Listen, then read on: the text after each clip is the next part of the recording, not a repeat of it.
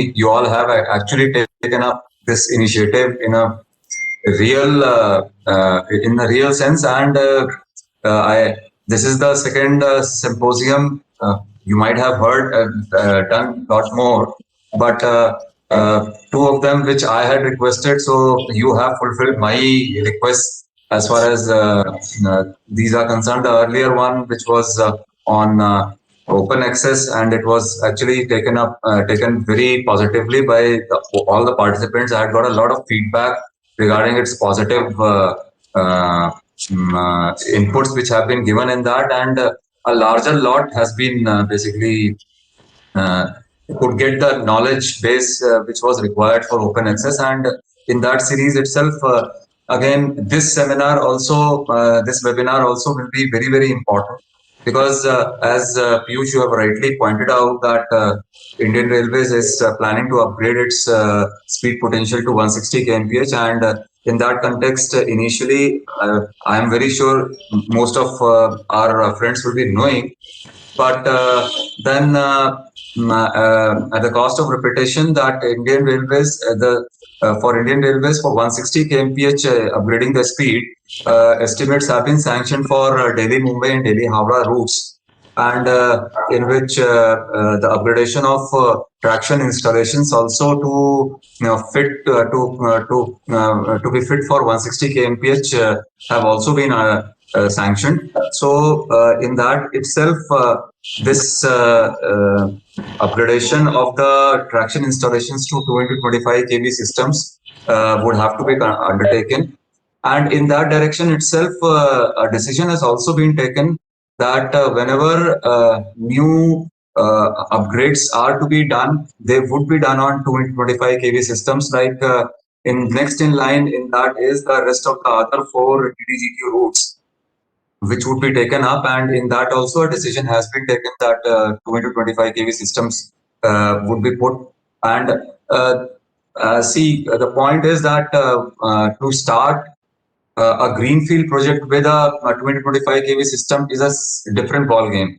But with the existing system in our conventional 125 kV, and then going in for 2025 80 system is something which would need much more perspective of the things to understand the basics, that how it is different from a 2 into 20, 1 into 25 kV conventional system, and then how to basically convert and understand the whole philosophy behind this, so that overall it is beneficial to the railways. And there was a lot of study undertaken, and we have been doing this thing for last so many years, but now a time has come that we will be upgrading our systems to 2025 kV system, 80 systems. And as means it also basically is a beneficial system. Otherwise, if we had to go in for our normal conventional systems, many more TSSs would have had to come, which I am means when Piyush takes, he will deal it in detail and tell what are those advantages that we have in 225 kV systems. And in this direction, I must appreciate the efforts which have been put by the railways in getting these estimates sanctioned. They are all means we feel very proud to be that we had reduced our costs also to a very large extent, and got the estimate sanctioned. And now it is time that those further tenders will have to be done, and the works will have to be executed. In that direction, again, the railways have taken a lot of initiative, and in both Delhi Mumbai as well as in Delhi Howrah sections, as of now, the OHE modification works, which would require major blocks, have already been initiated, and approximately 300 TKM in each route has been converted to those upgraded systems, so that whenever we are ready for the 225 kV systems, those means the OHE will be fit for that. So I must compliment all the railways who have taken up this initiative and are going ahead with that.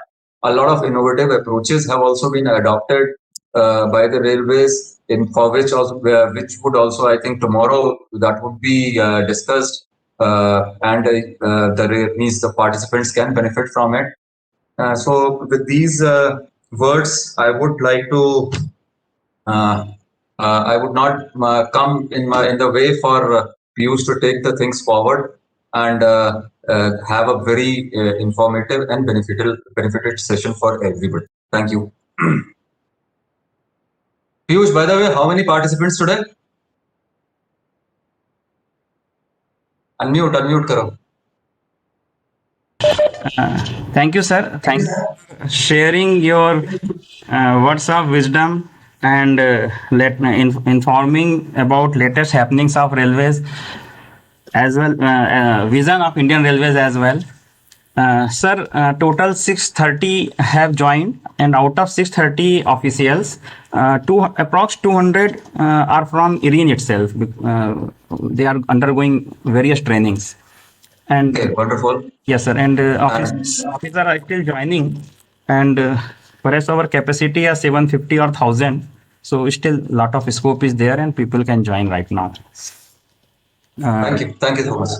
And thank you, sir. Thank you for board to have shown faith on IRIN. And today's lecture basically will be on fundamentals of upgrading speed potential to 160. That is OHE and PSI 2 into 25 kV. So I'll share my screen so that I may be better able to explain the things I want to convey.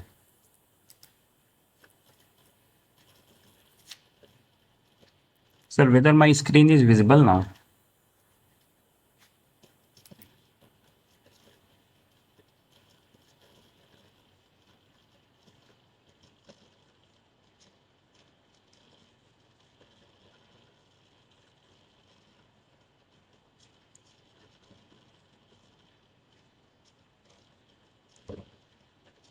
Is this visible, sir? Yeah.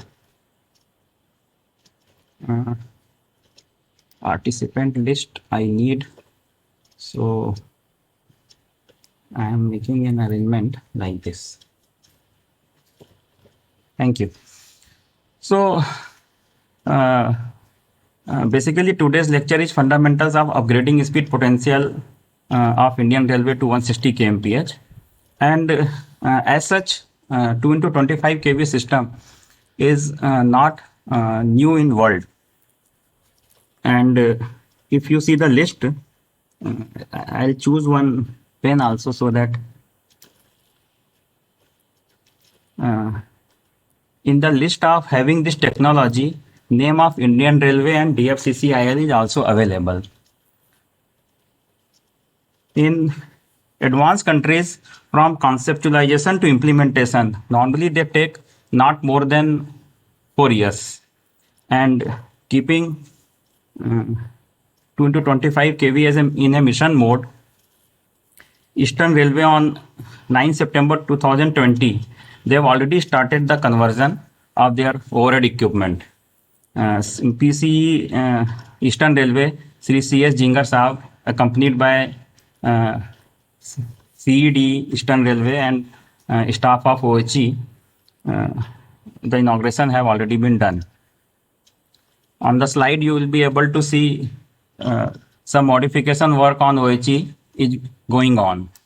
So we need to understand overhead equipment, OHE and PSI, basically what we are going to do. So instead of 667, now it is having 800 kg of weight, 20 into 40. Some changes are there in ATD as well. One by one, we'll understand the need and the basic concepts. So I'll begin with a very basic of overhead equipment, OHE, and actually this online platform has got many features. It has got chat box. It is having various polls wherein I can interact with all the participants to give a feeling that we all are sitting in a big hall and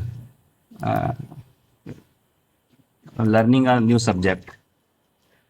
So this is a very uh, basic circuit.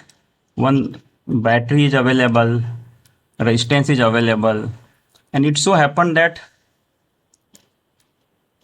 it is now connected to a short circuit. So I am now generating a pole, and the question is what shall be the short circuit current.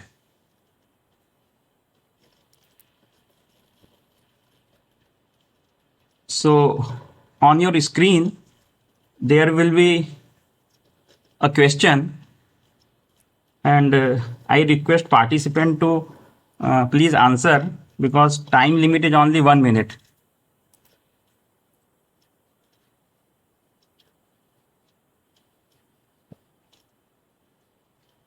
So what answer I am getting is now 100 ampere, very high towards infinity, very low, and zero as well. Right now, very high towards infinity is winning, and it is approximately 60 now. There is a time limitation. Please submit within 10 seconds.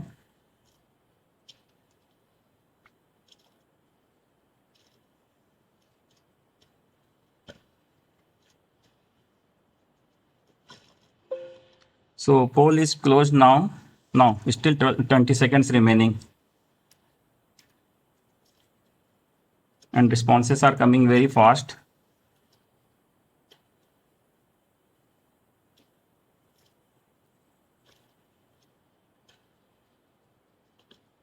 So now poll is now closed, and I'll try to show you the result. So you might be able to see the result. Many have answered that there will be high current towards infinity, and as we know that if we give 4 answers, people are likely to answer from all the objectives, all the given options. But now let us understand this basic concept, then we'll go ahead. This is the concept which says why system earthing is needed basically.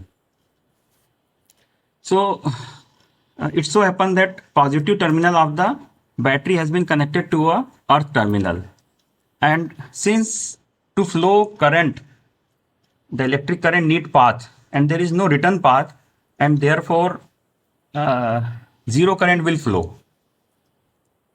सरल शब्दों में मैं कहूं तो एक battery के positive terminal को आपने अर्थ में जोड़ दिया है, नेगेटिव को तो आपने कुछ किया ही नहीं है, तो करंट कैसे फ्लो हो सकती है? Until unless negative is also connected to earth, current cannot flow. So this basic principle we have utilized in our TSS, and what we did is that let me open chat box also, so that in case my voice not coming or any other queries are there, I'll be able to have a look on them. Okay. So whenever voice is not there, please write on the chat box. Because of the online constraint, I have kept everyone mute. Okay. So what we do, we take a transformer, and one of the secondary of the transformer, we make it solid ground, and another wire goes to 25 kV, and then through pantograph it receives energy, goes to transformer, then of course motor, then mechanical energy, and the return current through wheels, it goes back to rail. And we all know that our system is 50 hertz, and rail, if any current flows on rail, it will having some flux and therefore inductance, and because of that most of the current flows through earth, and some say 10-15% of the current returns through rail as well. So rail is earth, transformer secondary is earth, and the current closed circuit takes place. So what is the need? Why do we do that? It is so because for any design of a system, we think of safety first. Why safety first? Because humans are involved for its maintenance as well. So rail potential has to be kept on low potential, and for that earthing bonding also we provide. But again, why such kind of system we have adopted? Actually, for the safety, we want that in case if our overhead equipment OHE falls on say ground, so we need high current to flow so that our relay act. And all our structures like poles, etc., masts, etc., everything, even foot over bridge, we make it earth, so that in case life touches to earth, because life touches to mast, because of the bonding available, the return current flows and our relays act and they will disconnect it. What happens if current doesn't flow? Like there is a mast, but we have not connected the bond, and live OHE 25 kV OHE is touching to mast. What will happen? It will get high resistance, high impedance, and because of the high impedance, the current will be very low, and there is likely that our relays don't operate. So what we have done, we have provided a delta current, delta I relay, which takes care of such situations.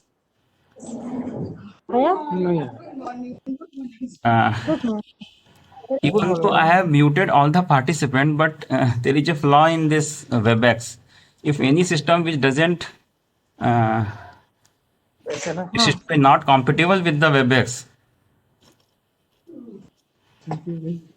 participant can unmute. So I request participant to keep muted. I'll again mute all and keep their video off, because some 675 people have already joined. So keeping video off will basically reduce the requirement of bandwidth. So let us just in brief have a look what I was telling now. So this is the point where I was saying that system earth is there, and then of course current flows to the OHE. We all know that. Sorry. And one more thing is there, the current which flows to the ground, it goes down up to 450 meters. And because of the large volume of the earth, it is very difficult to analyze which way current is going. And this earth current, they are causing corrosion to various equipment buried inside the earth. If you see this diagram closely, there are two tappings. In this diagram, red and blue phase RYB 3 phase होते हैं, और इसमें से 2 phases we are taking. But from the fundamentals we know that we need a balanced system. Unbalance होता है तो उसको फोटोस्क्यू theorem से हम एनालाइज करते हैं, उसमें positive sequence, negative sequence and zero sequence current आ जाती है, and lot of ill effects are there. So this single phase, this 1 into 25 kV, the conventional overhead equipment system is technically having some limitations. We are taking 2 phase, although we are rotating it, and we are presuming that equal trains are available on various sections, but practically it's not true. So there is a need to devise something else which takes care of problems associated with 1 into 25 kV system, and one of the problem is EMI interference. That all we will see one by one. So in 2 into 25 kV, what happens? Instead of 2 phases, we are taking 3 phases. all three phases will come to our traction substation. And this is a TSS, and then power comes to OHE. And if you have a close look to the pictures being shown on your computer or laptop or your device, there is one is catenary, the bottom one is contact wire, and one more wire, I have rounded it, known as feeder wire, is also running. So from here itself, you can understand that while implementing, we need to bring another third phase to our traction substation. And third phase means, again, we have to see fundamentally whether their structures are capable to take care of another load and capacity. Our state electricity board, they are having the capacity to give us. So all these implementing issues we will see tomorrow. So it's a close-up now, close-up of that feeder. So this is the feeder wire, the OHE we know, and this is basically a photograph of DFCCIL. And one more conductor we are able to see. This is earth wire. So one earth wire also moves on the pole. And any technology, you all will agree with my viewpoint that it should be learned from the first principle. First principle means, let us take an example of chef. Just a moment, please.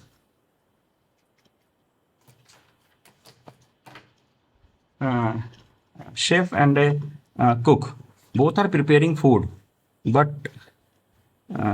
if you take example of tea and ginger is not available, cook will simply raise hands कि यार भाई मैं नहीं करता, कुछ नहीं कर सकता because मुझे नहीं पता, मुझे तो बताया गया इस तरीके से बनाना है. But what chef will say, अरे भाई कोई बात नहीं, सौंठ है उसको डाल दो, काम चल जाएगा, because he knows the first principle of things. So here also we need to understand the first principle of our technology. So if our first principle is known, then we can easily answer all the questions like whether feeder is to be erected OHE side or opposite to OHE. Can we erect feeder this side? Or say in 2 into 25 kV there is a auto transformer also. So what if auto transformer fails? What if last auto transformer fails? So if you know the technology while implementing,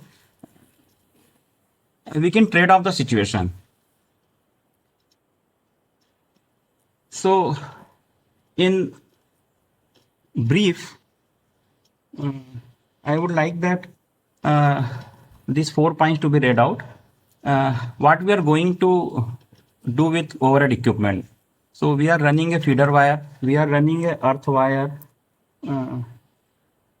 Are you able to see my presentation? Because I have opened on mobile also, but in mobile I am not able to see.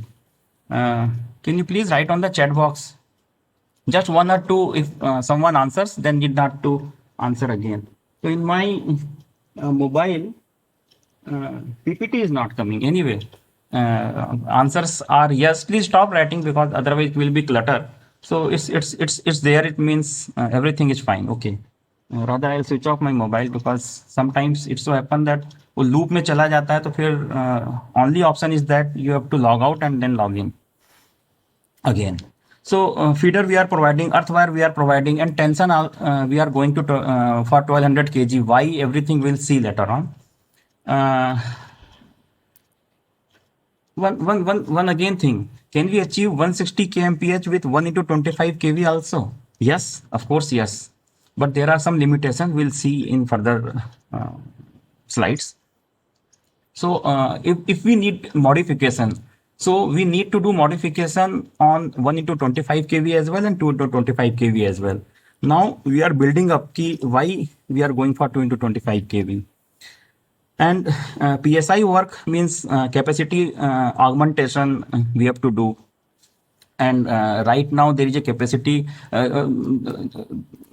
means our OH is not able to take the current we desire. So this we are going to see. And if we see 2 into 25 kV, so capacity augmentation means Scott or V connected transformer and one more auto transformer. Switching stations, yes, uh, there are switching stations SP, SSP, and we need single pole breaker. And here 2 into 25, 2 itself says ki everything is double. So basically OHE will be having two babies and we have to take care of both the babies. So what are those two babies? Basically is conductor OHE means catenary contact तो रहेगा ही, साथ में feeder wire और आ गया है, और feeder wire आ गया उसमें भी करंट फ्लो हो रही है, तो we need double pole breakers then.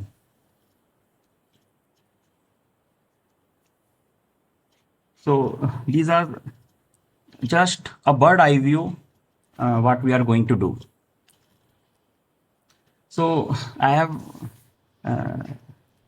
arranged my presentation in two form, OHE and PSI separately. So OHE being simple, let us understand what we are going to do on our overhead equipment. And I believe participants have already registered on the link we have shared. And after registration, you will be getting one link to download all the PPTs. So technology, PPTs, everything we have already shared. Just I'll have a look on chat box if anything is written. Questions are there, but please wait and everything will be answered in my presentation. So now have a look how is our OHE and what we need to do. So it so happens that when a locomotive runs, it has got a pantograph, and pantograph is pushing our OHE with a pressure of 7 kg. So if you take a snapshot, the OHE is not going to be on its position, it's going to be lifted because of the pantograph, and train is moving, so it will leave its position. So what happens afterward? Afterward, this OHE is going to come down. And will it come on the same place? No. From the first principle, we know that because of the inertia, it will go down. So this is the snapshot of one position, and since the train is moving at a speed, this is now going to create one traveling wave on our OHE also. And it so happens, and we know that our pantograph will also bounce. Pantograph का जो design उस पे हम लोग नहीं जा रहे हैं, but we know plunger boxes are there, springs are there, and it's designed to take care of the track and so many things. So pantograph also bounces. So there can be a position where pantograph goes down, and because of this traveling wave, whatever we have read in the second year of engineering, electromagnetic wave. So similarly in our mechanical system, such wave are getting, and this wave is going to cantilever, and from there it is going back, means reflection. So getting complicated, and the moment where pantograph goes down and OHE goes up, there is a problem. What problem? Problem of loss of connection. It will create now spark. So our OHE is basically fit for 160 kmph, and I'm just logging out from my mobile because it's not serving any purpose now. Just a moment.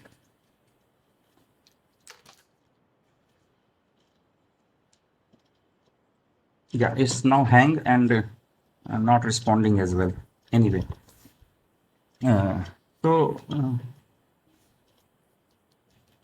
just a moment. So our OHE is designed for 160 kmph and to be operated for 140 kmph. And if we want speed higher than this, then there is a need to modify our OHE. And why to modify this? What all we are going to see.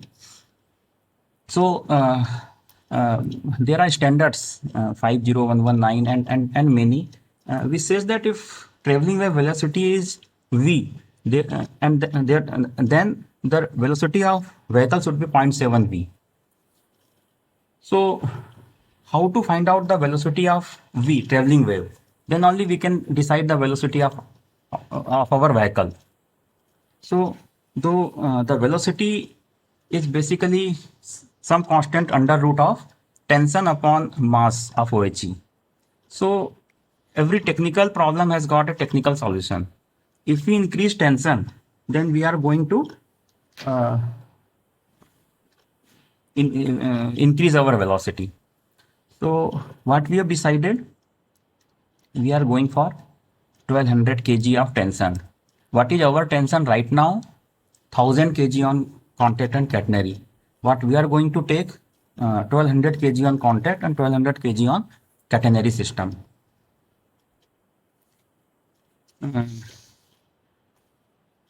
This OHE then will be fit for say 180 and we are operating at 160, and why not at 200? So again the concept of elasticity comes. Basically when for proper current collection, for what we are doing all this thing, who is our customer? Who is customer of OHE? It is the pantograph.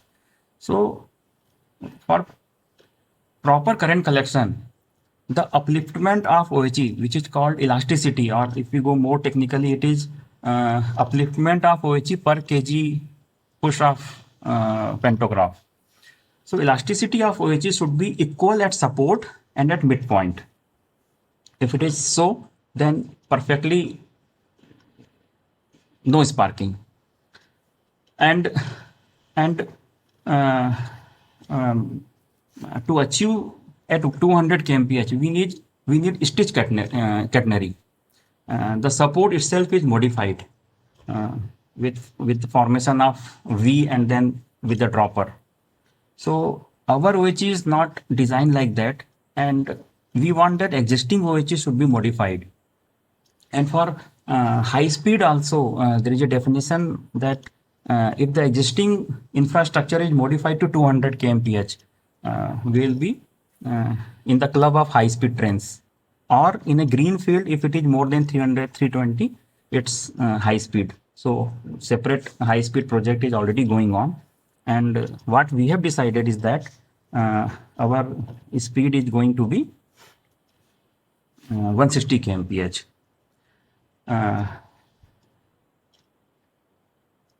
Further, our OHE is designed for push-up of 3 pantograph, means consist single loco, double loco, and consist. Consist means 3 loco we are able to operate. If there is a 4th pantograph or more, we need to think of that current collection is proper.